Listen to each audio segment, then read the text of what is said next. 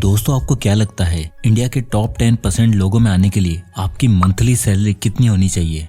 1 लाख, 2 लाख, 50,000? नहीं, आपने बहुत ही ज्यादा सोच लिया है। सिर्फ और सिर्फ 25,000 रुपए, यानी कि साल के 3 लाख रुपए। जी हाँ, अगर आप महीने का 25,000 रुपए तक कमा लेते हो तो आप इंडिया के टॉप 10% लोगों में से एक हो। पर आपको पता है कि जो टॉप 1% लोग हैं वो कितना कमाते हैं? 4.5 लाख महीना, जो साल का होता है 55 लाख रुपए। अब सवाल ये आता है कि कैसे 25,000 रुपए कमाने वाला आदमी इंडिया के टॉप 1% लोगों में आ सकता है और एक करोड़पति कहला सकता है। क्या ऐसा करना पॉसिबल भी है या फिर नहीं? अपनी सैलरी से हम क्या करोड़पति बन सकते हैं? शॉर्ट आंसर दूं तो हाँ, ये 100% पॉसिबल है। क्योंकि अगर ये पॉसिबल नहीं होता तो रोनाल्ड रीड, जो कि साफ सफाई करने की जॉब करता था, वो $8 मिलियन का फॉर्चून बना के नहीं जाता है। साथ ही साथ ग्रेस ग्रोनर, जो कि एक सेक्रेटरी की जॉब करती थी, वो भी $7.2 मिलियन के साथ रिटायर नहीं होती। दुनिया में कोई ना कोई ऐसा सीक्रेट तो जरूर है जो इन लोगों को पता है पर हम लोग नहीं जानते, या फिर ये बहुत ही आम बात है जिसे हम सब इग्नोर कर रहे हैं। चलिए पता लगाते हैं कि प्रैक्टिकली कम से कम सैलरी पर भी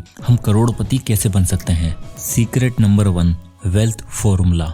एक ऐसा वेल्थ फॉर्मूला जो हर किसी के लिए काम करता है, चाहे आप जॉब करते हो, बिजनेस करते हो, चाहे आप महीने के 10,000 कमाते हो या फिर 50,000 रुपए। जो समझदार होते हैं वो इसका यूज करते हैं और अमीर बन जाते हैं, और सभी अमीर लोग इसी का यूज करके और अमीर होते जाते हैं। तो क्या है ये फॉर्मूला? इसे आप इस ग्राफिक से अच्छे से समझ सकते हैं। एक गरीब आदमी को पैसे का रास्ते कुछ इस तरह दिखता है।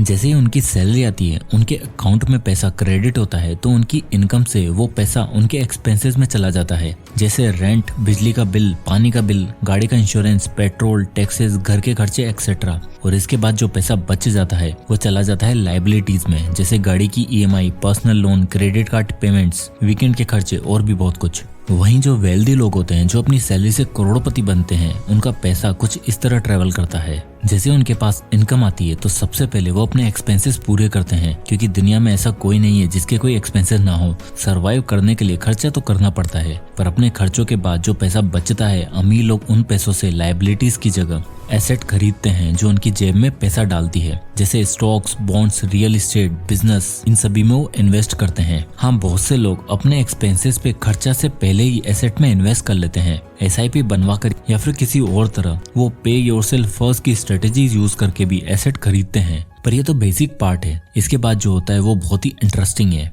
एक बार हम फिर से एवरेज लोगों के मनी पाथ को देखते हैं। एवरेज लोग एक्सपेंसेस से पैसा बचाने के बाद उन पैसों से जो लायबिलिटीज लेते हैं, वो लायबिलिटीज घूम फिर कर उनके एक्सपेंसेस बन जाती हैं। यानी उनके पास पैसा आया, उन्होंने अपने खर्चे पूरे करे, लायबिलिटीज खरीदी और उन लायबिलिटीज ने वापस उनसे और खर्चा करवाया, और यहाँ जाके उनका कमाया हुआ पैसा गायब हो चुका होता है। वहीं वेल्दी लोग लायबिलिटीज की जगह एसेट खरीदते हैं तो उनका पैसा लायबिलिटीज से होकर एक्सपेंसेस में जाके गायब होने की बजाय एसेट से होकर वापस उनकी इनकम में आ जाता है, जहाँ उनके स्टॉक से उन्हें डिविडेंड मिलता है, बॉन्ड से इंटरेस्ट मिलता है, रियल एस्टेट से रेंटल मिलता है और बिजनेस से प्रॉफिट। सो उनकी सैलरी उनके सारे खर्चों से होते हुए महीने के एंड में खत्म नहीं हो जाती है, ना सेव होकर किसी बैंक में पड़ी रहती है, बल्कि वो एसेट होकर और ज्यादा बढ़कर आती है, और ये साइकिल चलती रहती है। और यही वो एक रीजन है जिससे अमीर और अमीर होता जाता है।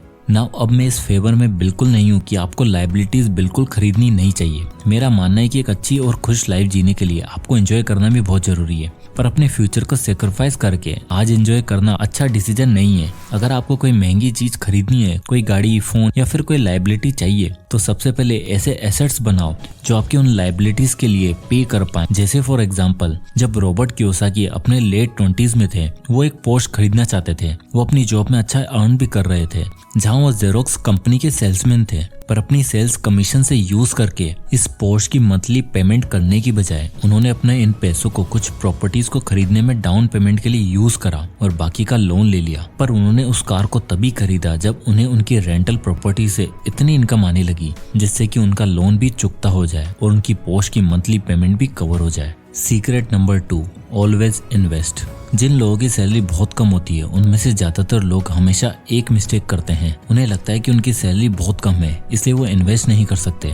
जब उनकी इनकम अच्छी खासी हो जाएगी, उनकी सैलरी बढ़ जाएगी, तब वो इन्वेस्टिंग स्टार्ट करेंगे, जिस बात में कोई लॉजिक नहीं है। क्योंकि इन्वेस्ट करने का पर्पस है आपके पैसों को ग्रो करना है। अब चाहे आप 1000 रुपए ग्रो करवाना चाहते हो या फिर 10,000 रुपए, इससे कोई फर्क नहीं पड़ता। आपकी सैलरी कितनी भी हो, आपको बस इन्वेस्टिंग स्टार्ट करनी है। अगर रोनाल्ड रीड भी यही सोचते कि मैं तो एक गरीब घर में पैदा हुआ हूँ, मेरी फैमिली के पास कोई पैसे नहीं है, मैं अच्छी एजुकेशन भी अफोर्ड नहीं कर सकता, ये साफ सफाई का काम करके मेरी जो थोड़ी बहुत इनकम होती है इससे मैं इन्वेस्ट नहीं कर सकता, पर उन्होंने ऐसा नहीं करा। वो साल के $20,000 से भी कम कमाते थे, जो यूएसए के हिसाब से बहुत कम इनकम है, पर फिर भी वो इस इनकम का कुछ हिस्सा इन्वेस्ट करते थे, क्योंकि उन्हें पता था कि इतनी कम सैलरी में अगर वो कंसिस्टेंटली इन्वेस्ट करते रहे तो आगे जाके वो एक मिलियनियर बन जाएंगे। पर आप कहाँ इन्वेस्ट कर सकते हो? आपको अपने पैसों को ग्रो करना है तो उन कंपनीज में इन्वेस्ट करो जो ग्रो होती जा रही हैं। इन्हें आपको ढूंढने की भी कोई जरूरत नहीं है, बल्कि निफ्टी 50 जैसे इंडेक्स में आपको readymade best of the best companies मिल जाएगी।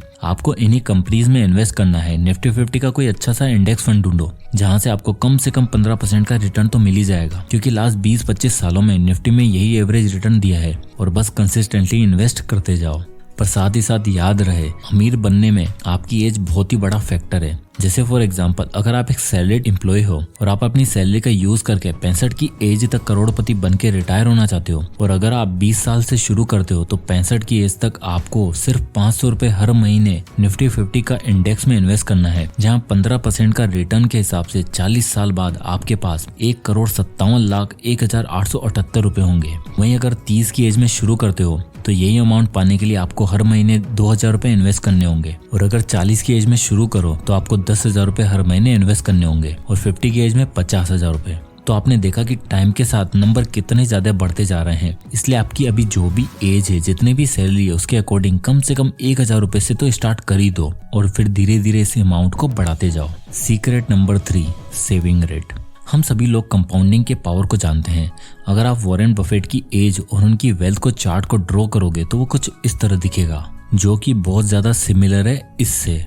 ये है कंपाउंड इंटरेस्ट का ग्राफ, जो कि अपनी इन्वेस्टमेंट को एक्सपोनेंशियली बढ़ा देता है। इसलिए ज्यादातर लोग बस इसी पर फोकस करते हैं। उन्हें बस अपने इन्वेस्टमेंट रिटर्न से मतलब होता है। पर जो अमीर लोग होते हैं उनके लिए इन्वेस्टमेंट रिटर्न से भी ज्यादा कुछ बहुत इंपॉर्टेंट है, वो है उनकी सेविंग रेट। यानी आप अपनी सैलरी का कितना % सेव करते हो। फॉर एग्जाम्पल, अगर आप अपनी 50,000 की इनकम से हर महीने 2,500 रुपए सेव कर रहे हो तो आपकी सेविंग रेट हुई 5%। पर क्या होगा अगर आप अपनी सेविंग रेट को बढ़ा दो? तो चलिए इसे एक सिंपल एग्जांपल से समझते हैं। मान लीजिए 2 लोग हैं, पोको और लोको। दोनों की सैलरी 50,000 रुपए महीना है।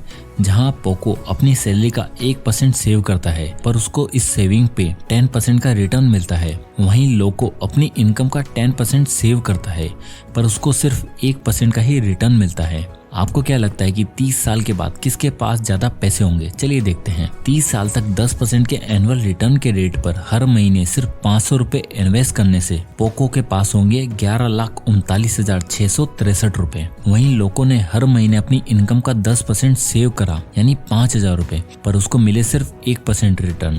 पर 30 साल बाद उसके पास हुए टोटल 20,99,890 रुपए।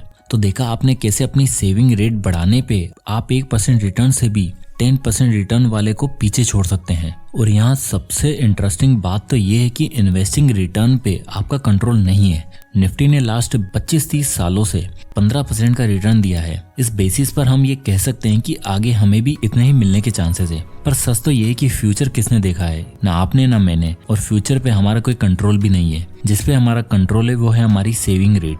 हमें डिसाइड नहीं कर सकते कि हम फ्यूचर में कितने रिटर्न्स मिलेंगे, पर अगर हमें कम से कम रिटर्न्स भी मिले तो हम अपनी सेविंग रेट को कंट्रोल करके उसे बढ़ा के एक करोड़पति बन के रिटायर हो सकते हैं। तो दोस्तों ये थे वो 3 सीक्रेट जिससे आप अपनी सैलरी से करोड़पति बन सकते हो। पर स्टिल इन सीक्रेट्स को पता चलने के बाद भी बहुत से लोग इसे अपनी लाइफ में अप्लाई नहीं कर पाएंगे, क्योंकि उनके अंदर इतना डिसिप्लिन ही नहीं होगा। दोस्तों मैं जानता हूँ कि बहुत कम सैलरी पे करोड़ों की वेल्थ बिल्ड करना बहुत मुश्किल हो सकता है, पर थोड़े से डिसिप्लिन और खूब सारे पेशेंस के साथ ये पूरी तरह पॉसिबल है। तो दोस्तों आई होप कि ये वीडियो आपको पसंद आया होगा और इस वीडियो से आपको कुछ ना कुछ जरूर सीखने को मिला होगा। तो अगर आपको ये वीडियो पसंद आया हो तो इसे लाइक करें और ज्यादा से ज्यादा लोगों तक इसे शेयर करें। और अगर आपको किसी भी टॉपिक पर वीडियो चाहिए तो हमें कमेंट बॉक्स में कमेंट करें, मैं उस पर वीडियो बनाने की पूरी कोशिश करूंगा। तो मिलते हैं नेक्स्ट वीडियो में, तब तक के लिए जय हिंद।